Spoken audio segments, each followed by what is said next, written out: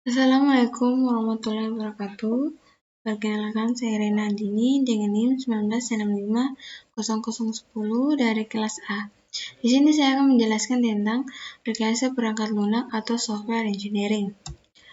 Yang pertama itu perlu kita ketahui adalah sejarah software engineering. Istilah software engineering yang digunakan pertama kali pada akhir 1950-an dan awal 1960-an. Saat itu masih terdapat perdebatan tajam mengenai aspek engineering dari pengembangan perangkat lunak. Pada tahun 1968 dan 1969, Komite Sains NATO mensponsori dua konferensi tentang rekayasa perangkat lunak yang memberikan dampak kuat terhadap pengembangan rekayasa perangkat lunak. Ini pengertian dasar dari rekayasa perangkat lunak.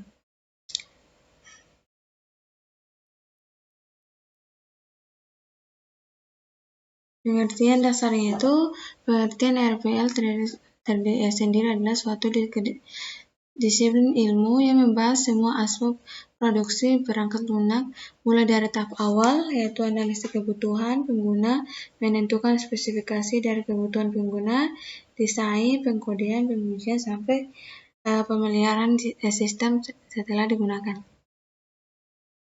Dari pengertian ini, jelaslah bahwa RPL tidak hanya berhubungan dengan cara pembuatan program komputer. Perangkat lunak. Perangkat lunak merupakan program-program komputer dan dokumentasi yang saling berkaitan.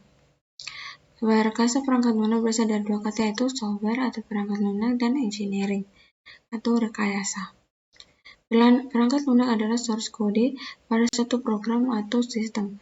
Perangkat lunak tidak hanya dokumentasi terhadap source code, tapi juga dokumentasi terhadap suatu yang dihubungkan selama pengembangan, instalasi, penggunaan, dan pemeliharaan sebuah sistem. Kemudian perkembangan rekayasa perangkat lunak. Meskipun baru dicetuskan pada tahun 1968, namun rekayasa perangkat lunak telah memiliki sejarah yang cukup panjang. Dari sisi disiplin ilmu, rekayasa perangkat lunak masih relatif muda dan akan terus berkembang. Arah perkembangan yang saat ini sedang dikembangkan antara lain ini terjadi pada tahun 1940-an sampai tahun 2000. Kemudian ruang lingkup rekayasa perangkat lunak. Rekayasa perangkat lunak telah berkembang sejak pertama kali diciptakan pada tahun 1950-an hingga kini. Fokus utama pengembangan pengembangannya adalah untuk mengembangkan praktik dan teknologi untuk meningkatkan produktivitas para praktisi pengembang perangkat lunak dan kualitas aplikasi yang dapat digunakan oleh pemakai. Ini adalah ruang lingkup rekayasa perangkat lunak. Gambar dari struktur ruang lingkup rekayasa perangkat lunak. Kemudian tujuan dari perangkat lunak, rekayasa perangkat lunak yaitu ada 3: menghasilkan perangkat lunak yang berkualitas, menghasilkan perangkat lunak yang efisien, menghasilkan perangkat lunak tepat waktu. Kemudian faktor-faktor yang melatar belakangi munculnya rekayasa perangkat lunak. Ada 8. Salah satunya yaitu ketidakmampuan organisasi memprediksi waktu, usaha, dan biaya membangun perangkat lunak, perubahan nisbah atau rasio biaya perangkat keras terhadap harga perangkat lunak. Kemudian rekayasa perangkat lunak dan disiplin ilmu lain.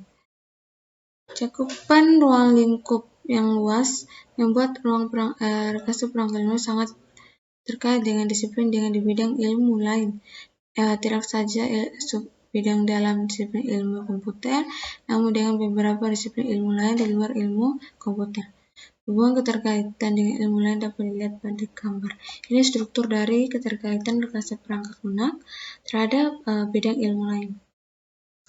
Ini adalah bidang ilmu lain yang memiliki keterkaitan terhadap rekayasa perangkat lunak. Kemudian sifat dan karakteristik software. Software merupakan elemen sistem logik dan bukan elemen sistem fisik seperti hardware. Elemen itu tidak harus tetapi bisa rusak. Elemen software itu direkayasa atau dikembangkan dan bukan dibuat di pabrik seperti hardware. Hardware dan software. Ini komponen dari hardware dan software. Ada manufacture, burst out, build using component, relatively simple, developed engineered, deteriorated, custom build, complex. Ini kategori perangkat lunak secara umum.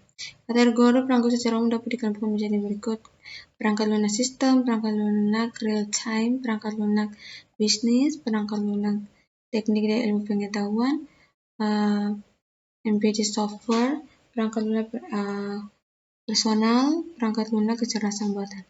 Ini adalah kategori dari perangkat lunak secara umum. Tipe-tipe software. Sistem software, aplikasi software, engineering, dan scientific software.